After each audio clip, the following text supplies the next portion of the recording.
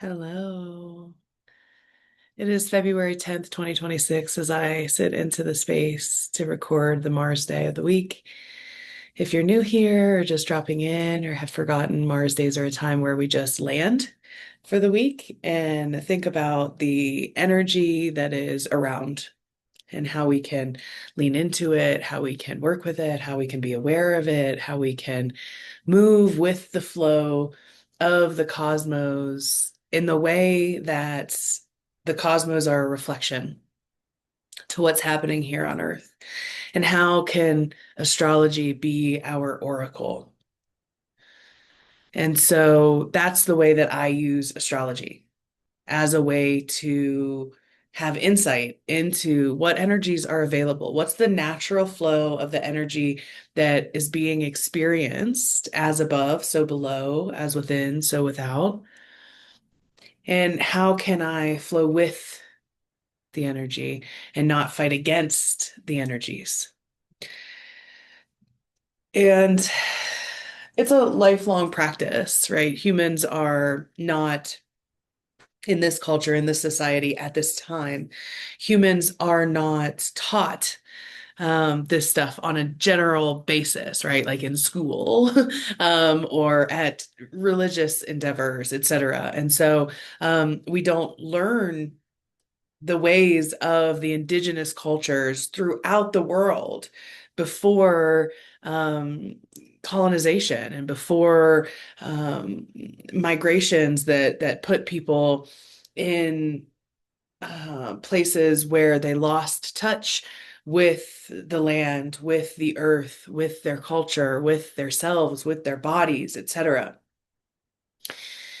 And so we find ourselves in this in-between place, right? We just moved through Imbolc, which is midwinter. So we're halfway through the winter season as it moves from Yule to the spring equinox.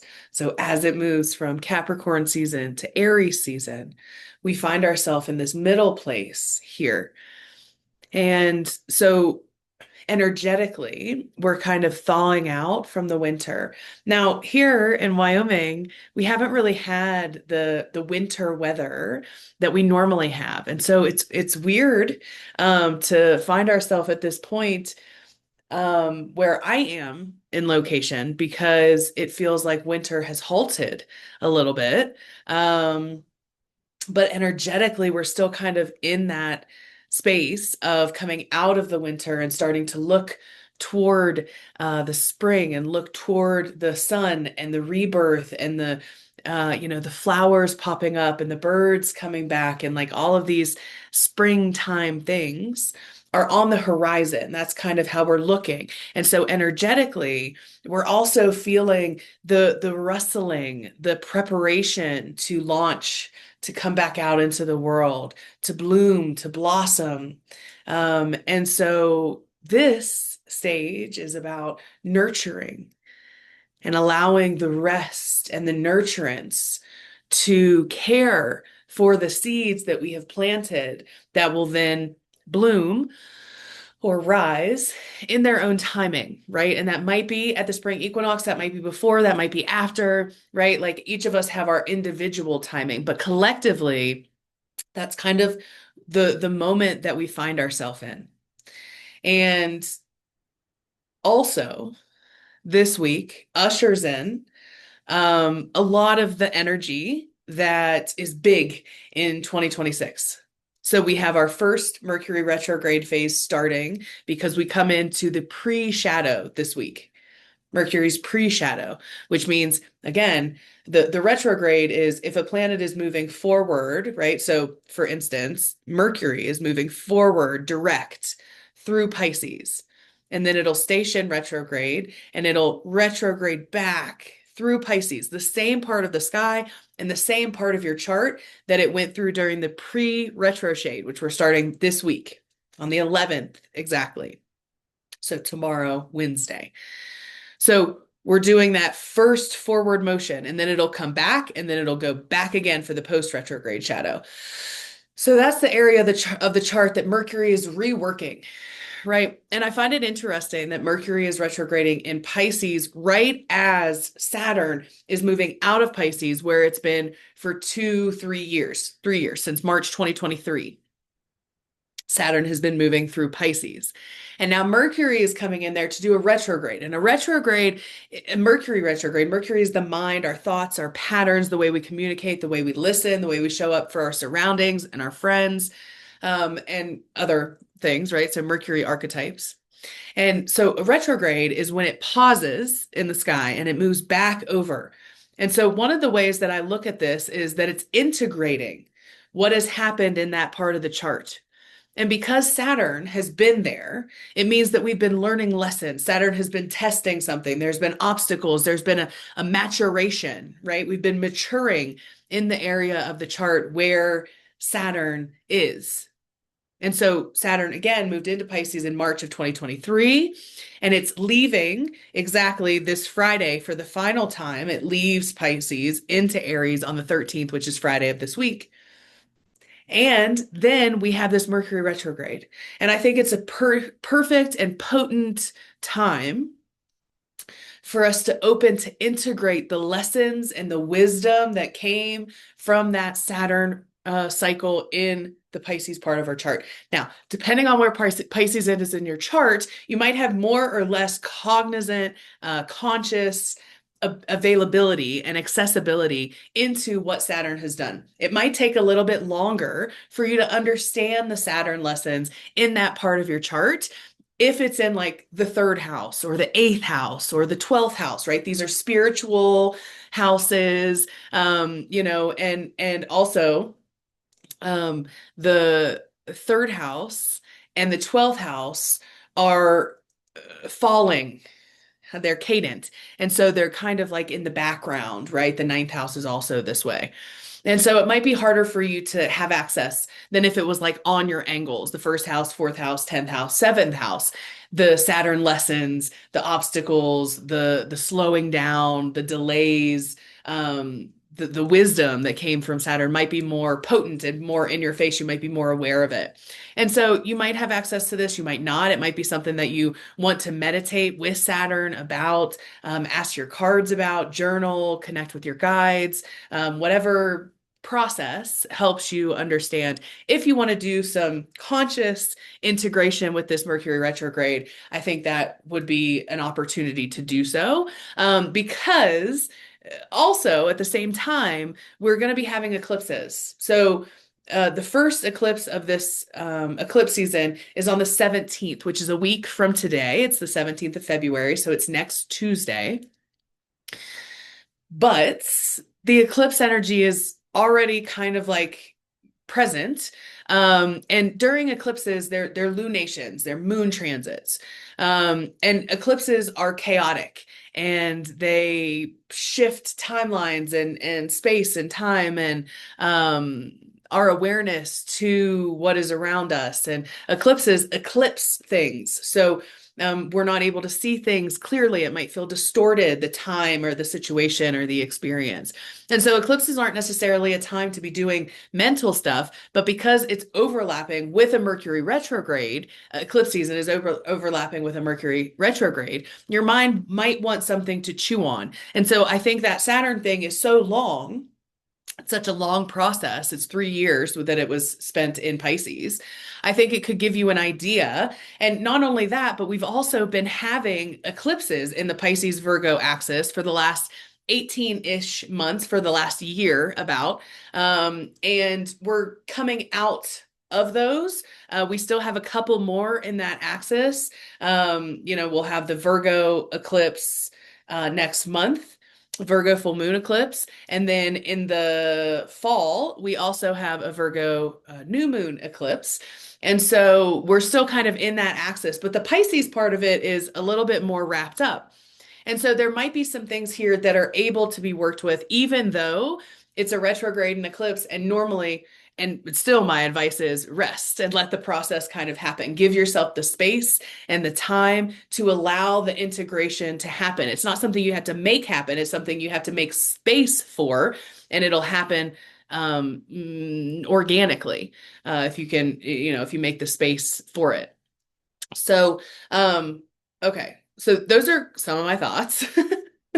Also, this week we have Venus leaving, it has left Aquarius. It is officially in Pisces, its sign of exaltation. And this is good, especially for water and earth signs. But Venus in its exaltation is good collectively. It brings support, right? So when a planet is in its exaltation sign, it gets lifted up. Right. And so it's exalted. And so there's resource here that we might overlook generally, or it might not be the exact thing that we're looking for, but it is still a resource and it is still support nonetheless.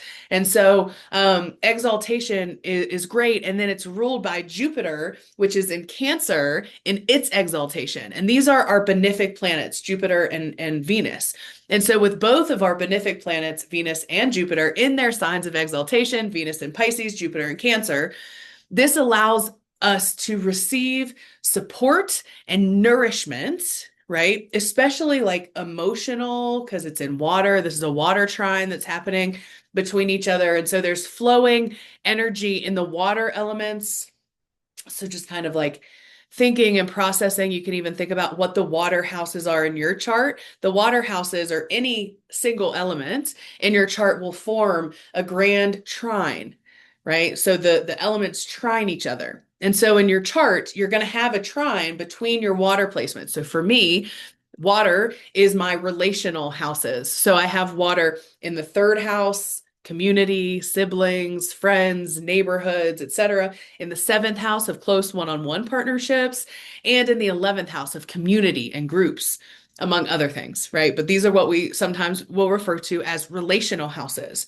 And so for me, that water support is coming within my relationships and also for people that I'm in relationship with, right? So our chart shows our friends, our chart shows our partners, our chart shows our community, our chart shows the groups that we find ourselves in. And so when planets are moving through there, it might not have to do directly to me, but it might mean that people in my life are receiving some kind of benefic support or exaltation in their experience. And it also might mean that it's bringing me support for the way that I communicate with people in my life, for the way that I relate, which is something that is an ongoing process for me as I have Chiron in the seventh house of Cancer. And so, there's wounding there for me around relation. And so for me, I'll be using the benefics to bring support to that process for myself, but I'm also looking for support to come in for my friends, for my partners, for my groups and community spaces, etc. Um, okay, so think about the water houses in your chart. Are they the work houses, which is going to be the second house, the sixth house, the 10th house? Right? Are the water houses for you the first house, fifth house, and ninth house, right? The first house is the house of self. The fifth house is how we create and what we put out into the world. The ninth house, how we expand and take in the world and experience that around us, right? So where are those houses for you? What might the benefits or the support be? What are you calling in? What are you asking the benefic planets for? Jupiter, what are you asking Jupiter for? He can bring relief and expansion, insights, faith, right? There's so much there. Abundance, luck, joy. Venus, what are you asking Venus for? Pleasure, abundance, fertility, sweetness, right? Maybe justice, right? There's all kinds of things. So thinking about the archetypes, thinking about the houses where it's falling in your chart, this is how you work with astrology in a personal way, which is why we start with learning your birth chart so that you can say, okay, water signs, right? And even if you don't know your birth chart in your mind, you can have it there and you can say, okay, water signs. If you've gotten a chart from me, that's going to be the signs that are in blue, right? And so you can easily pick that out. And then you find the houses and then you look at the houses theme chart and you see what's up for you. What of those house themes stick out for you, or what would you like to pull more consciousness in around those themes, etc. And then you take the planets and you do the same thing, right? And so it's a process, but astrology is in depth. And so if you want to work with it in this way and you don't want to hire an astrologer, then this is the way to work with it. This is the way to learn how to understand it, and not only how to understand it, but to learn how it feels and how it expresses in your life, right? So every Mercury retrograde that you go through consciously, you're starting to receive data, right? Mercury likes data. And so you're bringing in data, and not just with Mercury, but every Venus trine to Jupiter that you move through consciously, which is what we're moving into right now. Venus moving into Pisces, trining Jupiter in Cancer. So that's an ongoing process that will unfold over the next couple weeks. And so the more of those you go through consciously, the more you can start to track and have data around, okay, when Venus and Jupiter trine, these are some of the things that come up for me, right? So Venus, for me, isn't necessarily it's not Saturn for me. Saturn for me is like top dog, the planet that steers my chart. It's the final dispositor in my chart. It's, got a lot of dignity and power in my chart. Venus is exalted in my chart, and that gives it dignity and power. It gives it a way to use its resources and be potent for me. And so Venus is important for me. Jupiter is the ruler of all of my Pisces stuff. So that Venus that's exalted, my North Node, my Sun, Pallas Athene, all ruled by Jupiter in my chart. And so a trine between Jupiter and Venus for me, because Venus also then rules my Taurus stuff, which is Jupiter and Mars, and also my 10th house. And so for me, a trine between Venus and Jupiter is so layered for everyone. It's so layered, right? Because there's so much nuance to learn, right? If Venus for you, if you're a Taurus rising or a Libra rising, then Venus is your chart ruler. And so when it comes into exaltation, that's a great thing for you. That's a really good experience where you have more access, and almost where you yourself are kind of put up onto a pedestal to be seen or supported in some kind of way. Now, there's good and bad, quote unquote, good and bad. There's all sides to the spectrum. And sometimes we don't want to be put up on a pedestal. And sometimes we don't want to be exalted in the sky, right? So one of the annoying things about exaltation is that we might receive resource, but it might not be the resource that we actually need. And that can be frustrating with exaltation, right? But if we're very clear with the universe about what it is that we want to call in, it can help that experience be closer to what it is that you're looking for. And so again, all of that to say that I don't know what all of that was to say. I guess that's I don't know. I don't know what that was for, but hopefully it was for someone and helpful for someone. Yeah, Pisces is now holding Mercury and Venus. Venus just moved in the wee hours of the morning.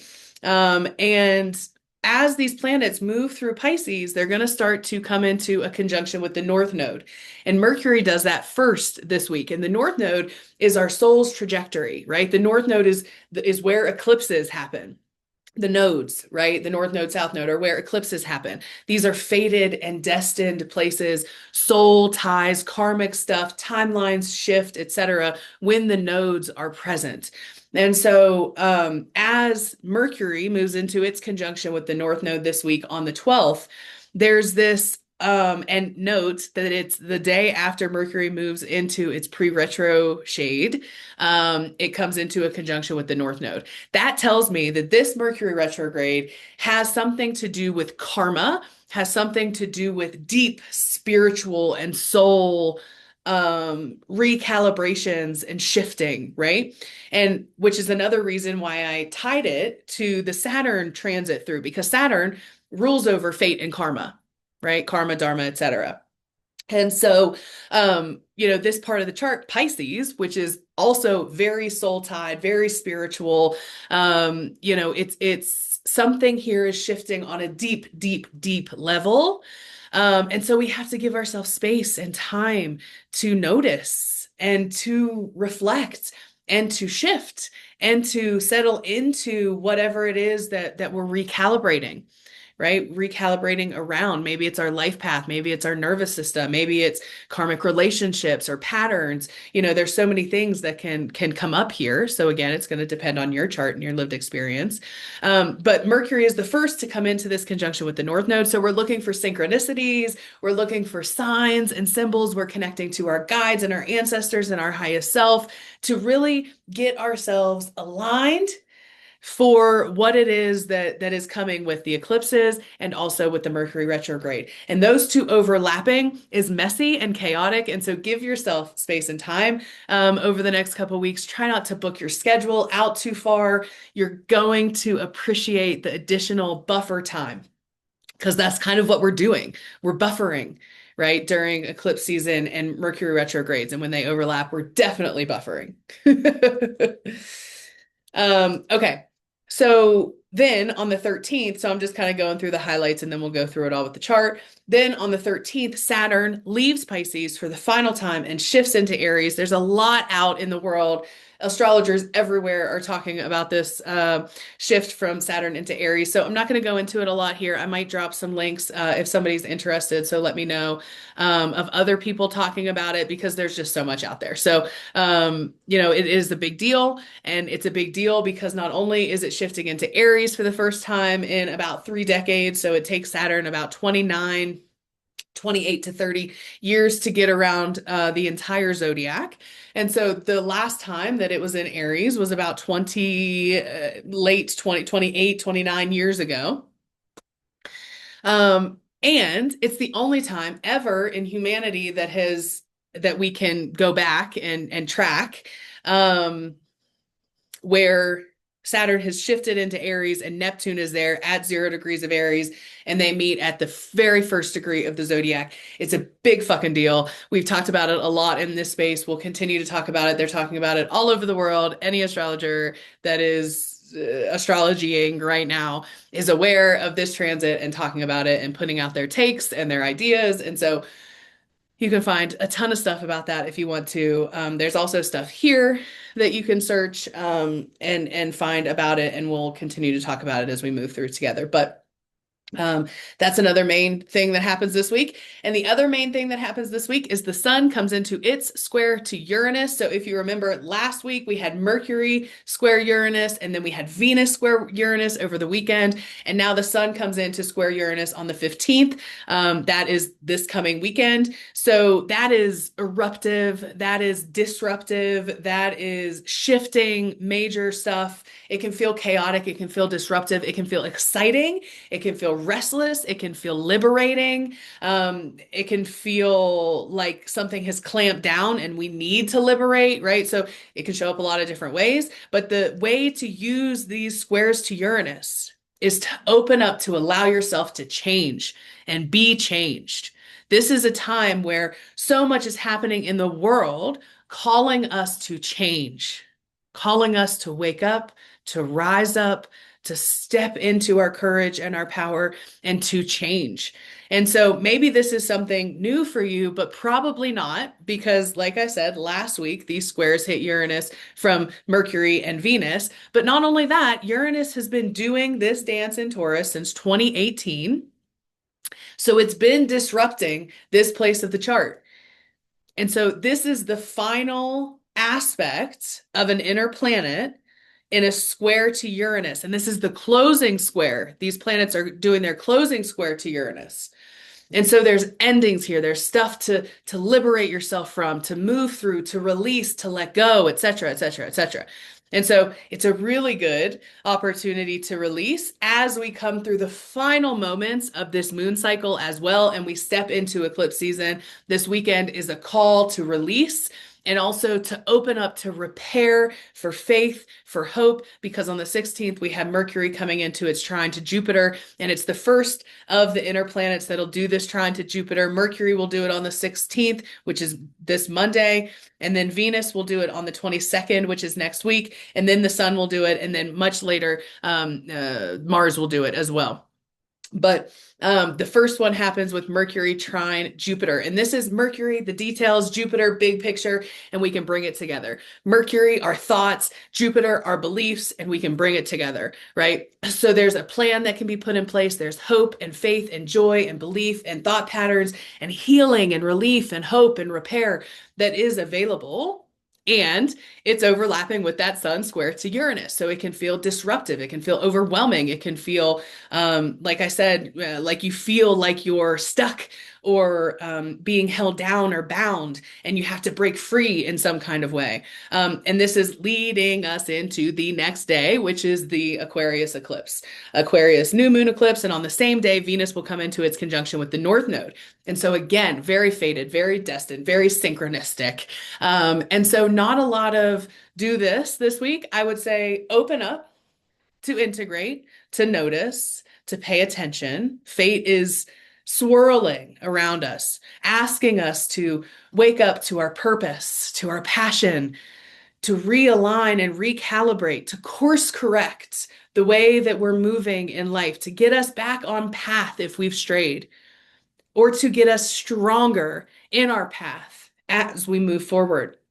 And it's leading us to next week, which is a potent week with the Aquarius eclipse. The sun will shift into Pisces. Saturn and Neptune finally do that exact meet in the sky. And it's dramatic.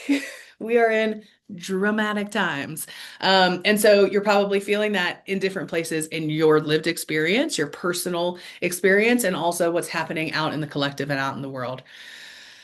And so now that I've done all that without a chart at all, which is funny decision to make, but here we are.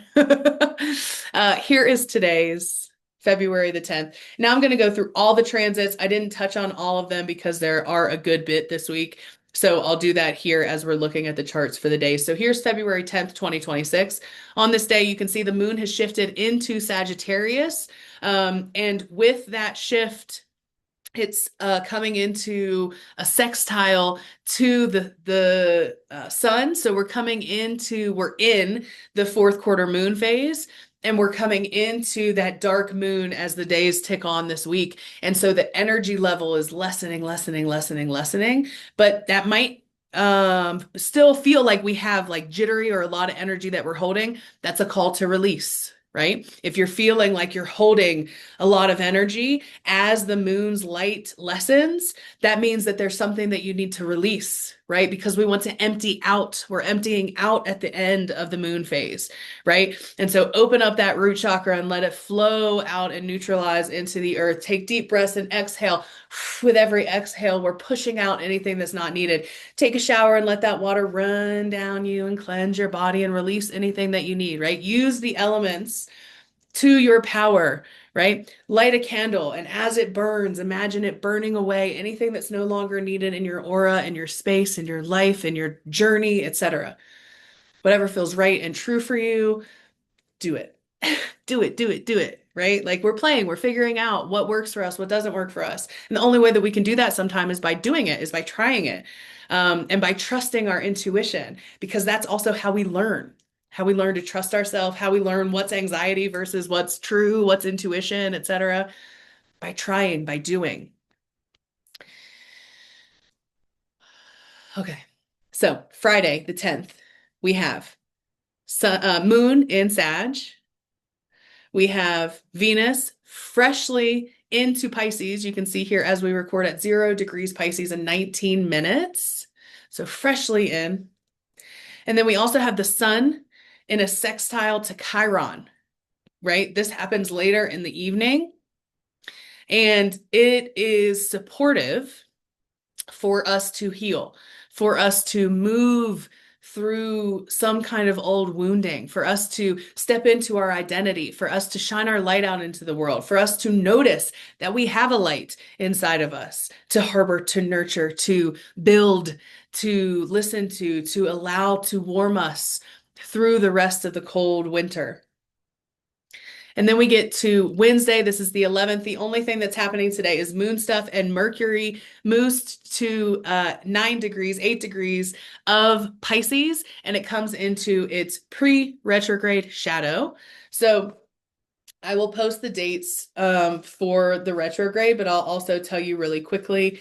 So the degrees, 8 degrees Pisces in 29 minutes is where it will station. So later on the day on the 11th is when we'll get there. Noticing that the North Node is there. So again, fated, destined, something here to course correct our soul's trajectory. And then 22 Pisces in 33 minutes is where it stations retrograde. So from 8 degrees to 22 degrees is where we're looking for that cadence for the Mercury retrograde. And if you don't know what I'm talking about the cadence, you can type in cadence in the search bar and it'll bring some stuff up. You can also ask me a question, and I can, talk more about this one specifically if you're interested. So, um, yeah, and then I'll put the dates here in the Mars day for this week in the typed up written part, so you can find that stuff there as well. But 8 degrees, excuse me, 8 degrees Pisces to 22 degrees Pisces is where that Mercury retrograde is going to take place. So that's the 11th. We start that pre-retrograde shadow. So it's not retrograde yet. We can still do the stuff. We can still take care of stuff. Just notice what mercurial stuff you're taking care of, because that might be something that you come back to or finish up on or shift a little bit as the retrograde is happening. February 12th, we have Mercury in that exact conjunction to the North Node at 9 degrees of Pisces. And then we also have Mars moving into that quincunx to Jupiter. So all the personal planets have done this already. Mars is the final one to do this quincunx to Jupiter. And this is where we're kind of something under the surface, right? About what we believe or what how we can stand in this time. Something about doing too much or doing not enough, right? Mars, right? So it's finding the balance. There's something that's off. There's something that's irritated. There's something that is quick to react to, but we have to look deeper to understand what's actually going on. Right. So that happens on the 12th. But remember, just because these things are happening on this day doesn't mean that you're not feeling it days leading up and days after, because it's an orb. And that's what orbs are, right? We start to pick up on stuff before it's exact. So it climbs and it builds and then it hits its exact point. It's like a full moon, like the way we talk about the full moon. It builds and builds and builds, and then it hits its exact point, and then it starts to like fall out, bubble over, release, etc. So every transit is doing that. It builds up to its exact aspect, and then it kind of trickles off as it moves through. So if you catch it in the build, then the exact thing might not be so potent, right? But if you're moving through life and you're not paying attention, then all of a sudden that exaction hits and it's big. And so sometimes that shows up that way. And then the 13th big day, this is the day that Saturn finally leaves Pisces. So if you have been in your Saturn return, you will officially, so if you have Saturn in Pisces, then you will officially be finished with your Saturn retrograde, unless you have it at like 29 degrees and then there's still a little bit of stuff that you're moving through. So nuance, but generally speaking, if you have Pisces in Saturn in Pisces natally, then you're finishing up your official full Saturn return as it moves into Aries. If you have Saturn in Aries, welcome to the very beginning moments. Well, last year would have been the very beginning moments when Saturn entered in before. But nuance. You're officially in it full time come Friday, Saturday. Saturn into Aries. So you can also take a look at your Aries house and see what it is that Saturn is bringing in. Structure. Saturn brings in maturity and wisdom. It wants you to learn something, but it takes time. So it shows you that slowness is productive, actually, that rest is necessary. And so, lessons and obstacles, they come up to help us grow and move and mature in ways that are sustainable. And so that's Saturn's work. Right? It wants you to be determined and patient to move through things. And that's difficult. And Aries hates that. And so Saturn in Aries is going to have that tension of Aries wanting to go and Saturn being very slow, right? And so where is the Aries house of your chart? And paying attention to what comes up in the days where Saturn enters into Aries, keeping in mind that Neptune is there. So it brings a different flavor with that Neptune melty fogginess as well. Okay, so that is the 13th. And you can also see on this day when Saturn's doing its thing, the moon is in Saturn's home of Capricorn. So some moon support a little bit here. And then Saturday, the 14th, nothing exact happens except moon stuff. And then on the 15th, This is the sun's day, and the sun comes into that exact square to Uranus, which we already talked about. And then Monday, we have Mercury in the exact trine to Jupiter, which we also talked about. So these are present all weekend long, and we can work with both of them. That trine brings support to the tension of the square, to the friction of the square. And remember that squares urge us to change. They urge us to move in a different kind of way to get through something, right? Something comes up and it makes us have to pay attention to it. And then that trine allows us the flow and the ability, and it's water, right? And so it allows us to kind of move. Water takes the shape of whatever container it's in. And so this square can bring us into some kind of tension. And if we can actively, consciously lean into the flow of this water trine, it can allow us the malleability, the mutability to be able to form in whatever that container is in a comfortable and safe and protective way, right? So, um, okay. And then we get to the next day, and guess what? That's eclipse day. Okay. So the last thing that I want to do before we finish the container today is there is a prayer that I found um, by Tamu Mosley, and it is a prayer. And also, when I think of prayer, I used to immediately think religious, like organized religion prayer. Through my process of deconditioning my own wounding and trauma and conditioning from religious backgrounds, etc., I've come into a different place with prayer. But if you have a hard line with prayer, then I invite you to think of whatever word feels good for you as far as like sending energy out to the cosmos, to the universe, right? Like some people call God, God. Some people refer to the universe as God. Some people refer to God as the universe. There's all these different names, right, that we can use for what's out there. And so I invite you to make this feel true for you and allow yourself to move away from the words, the specific words that I'm saying, if they're activating for you, and take in the energy of what's being said. So every time that this poem, this letter, this offering says prayer, maybe for you, that word is something else, and that's okay.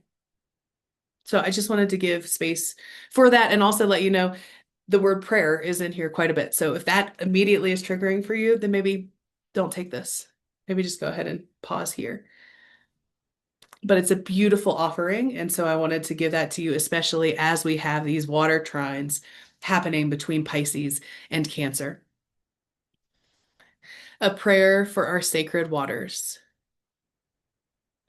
A prayer for our sacred waters within that bathe our organs, hydrate ourselves, allow our blood and our tears to flow. A prayer for our sacred waters that are record keepers, holding our thoughts, words, prayers, and intentions, circulating them through the sacred cycle of condensation, precipitation, and evaporation. A prayer for our sacred waters that are our first home, first medicine, first sacred element, and resource within our mother's womb that held and protected us for 7, 8, 9 moon cycles. A prayer for our sacred waters that are the yin, the receptive, the flowing, intuitive nature within all. And a prayer for the sacred waters without, for the creeks and streams that are being restored to thriving ecosystems so native plants and animals can return. A prayer for the rivers that flow from sacred headwaters, carving ancestor stones in their paths, providing safe space for salmon to return to their sacred spawning grounds. A prayer for the mist and the rain and the fog that provide moisture for the great standing ones, the cedars, oaks, pines, and redwoods. A prayer for the cellular waters that flow within the veins of each and every plant, supporting its structure, strength, and flexibility. A prayer for the river's flow that meets the ocean, the great convergence where fresh water meets salt water. Okun Iyamaya.